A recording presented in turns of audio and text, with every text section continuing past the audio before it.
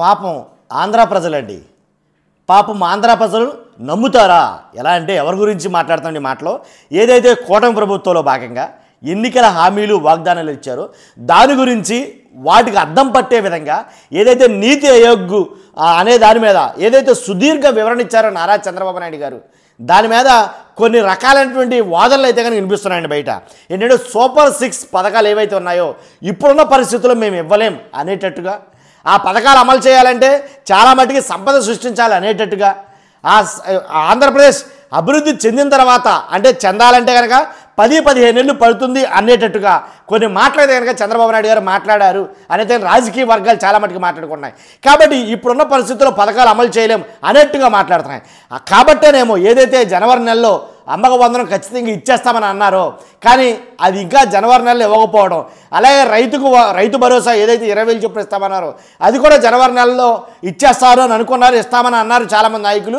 కాకపోతే ఇంకా ఇవ్వకపోయేసరికి ఈ జనవరి నెల కూడా ఇవ్వలేరేమో అని అయితే కనుక ఒక అభిప్రాయానికి రావడం జరిగింది. ఎందుకంటే ఆల్రెడీ ఈ నెల 28వ తారీఖు వచ్చేసింది కాబట్టి అవి ఇవ్వడం కష్టమేమో అంటే నీతి ఆయోగ్లో చంద్రబాబు నాయుడు గారు మాట్లాడిన కొన్ని మాటలైతే మాట్లాడదాం. ఎలాగైనా బాబు గారు చేస్తారని నమ్మి ఓట్లేసాం కదా అనే ఫీలింగ్లో జనం వెళ్ళారు. అందుకే వాస్తవాలను వెల్లడించి వారికి అవగాహన కల్పిస్తున్నా. ఆర్థిక వ్యవస్థను గాడిన పెట్టేందుకు 9 ఏళ్ళు పడుతుంది, లేదు 9 ఏళ్ళు పడుతుందో లేక 10 ఏళ్ళు పడుతుందో. సంపద సృష్టించి వృద్ధి రేటు 15% పెరిగితేనే సూపర్ 6 హామీలు లాంటివి చేయగలం.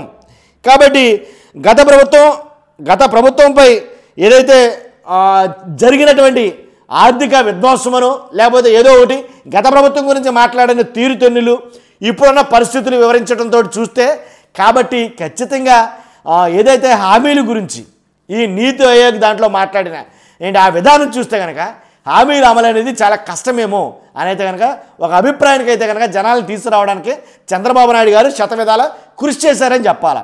కాబట్టి ఏంటంటే ప్రజలు ఖచ్చితంగా ఇంకా హామీలు అమలు చేయలేదండి అని అనుకుంటున్నారు, అడుగుతున్నారు, ఆలోచిస్తున్నారు. కాబట్టి మీ ఆలోచనలకి అన్నిటికీ కత్తెర వేసేట్టుగా చంద్రబాబు నాయుడు గారు సుదీర్ఘ ప్రసంగం ఏది నీతి ఆయోగ్ని దృష్టిలో పెట్టుకుని, కాబట్టి నీతి ఆయోగ్ ఏదైతే చెప్పిందో మన రాష్ట్రం ఎలా ఉందో పరిస్థితి, అప్పులు ఎలా ఉన్నాయి అని అన్నారు.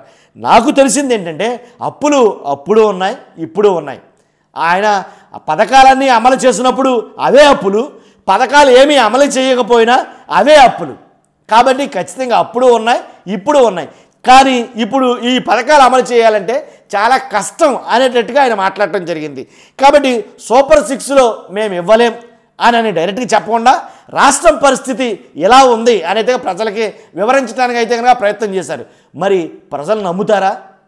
నా ప్రశ్న ఇది.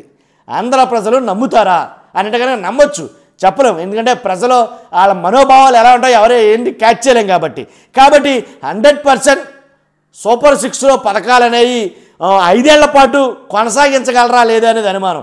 5 ఏళ్ల పాటు కాదురా బాయ్, ఇప్పుడు అసలు అమలు చేస్తారా లేదో తెలియని పరిస్థితి అని కొంతమంది మాట్లాడుతున్నారు. కాబట్టి ఏదైతే నీతి ఆయోగ్లో చెప్పారో తల్లికి వందనంపై ఇకపైన ఒక తర్జన భర్జన లాంటిది జరుగుతుంది. 46 లక్షల మంది తల్లులకైతే కనుక షాక్ తగలబోతుంది అనేది కనుక భారీ ఎత్తు వార్త అయితే కనుక సాక్షి ఇవ్వడం జరిగింది. కాబట్టి ఎవరు రాసినా ఏం మాట్లాడని ఏం చెప్పినా కానీ చంద్రబాబు నాయుడు గారు మాట్లాడిన మాటలే ఫైనల్ నన్ను అడిగితే. కాబట్టి ఆయన మాట్లాడింది ఏంటి, రాష్ట్రం ఆర్థికంగా చాలా అధోగతి పాలైపోయింది. కాబట్టి ఎలాంటి పరిస్థితులు అయితే కనుక మీరు మమ్మల్ని అర్థం చేసుకోవాలి అనేట్టుగా మాట్లాడడం జరిగింది. కాబట్టి నిన్న మొత్తం అందరూ చూసుంటారు, వినుంటారు.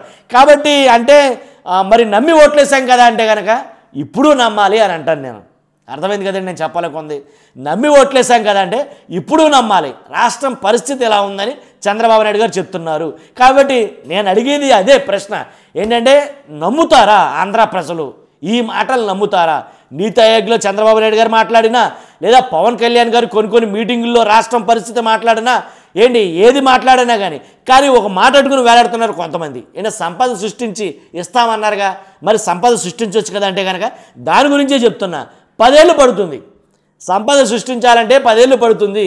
కాబట్టి ఇవన్నీ గాడిని పెట్టాలంటే 10 ఏళ్ళు పడుతుంది. రాష్ట్రాన్ని గాడిలోకి తీసుకురావాలంటే 10 ఏళ్ళు పడుతుంది. ఇదే మాట పదే వల్లి వేస్తున్నారు. కాబట్టి ఖచ్చితంగా వాళ్ళు చెప్పిన మాట ఏంటంటే కనుక చంద్రబాబు నాయుడు గారు చెప్పినా, పవన్ కళ్యాణ్ గారు చెప్పినా, ఎవరు చెప్పినా చెప్తున్న మాట ఏంటంటే అంత ఈజీగా అయితే కనుక పథకాలు మాత్రం మేము అమలు చేయలేము. వాళ్ళు చెప్పిన మాట ఇది. కానీ చూస్తున్న మీరు అందరూ కూడా మీ అభిప్రాయాన్ని కామెంట్ రూపంలో ఖచ్చితంగా తెలియజేయండి. ఆంధ్ర ప్రజలు కూటమి ప్రభుత్వాన్ని లేదా కూటమి ప్రభుత్వం చేసిన హామీలని వాగ్దానాలని నమ్ముతారా?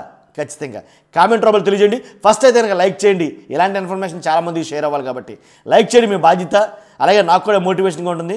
కొత్త వాళ్ళైతే మన ఛానల్ని పక్కాగా సబ్స్క్రైబ్ చేసుకోండి. Thank you very much.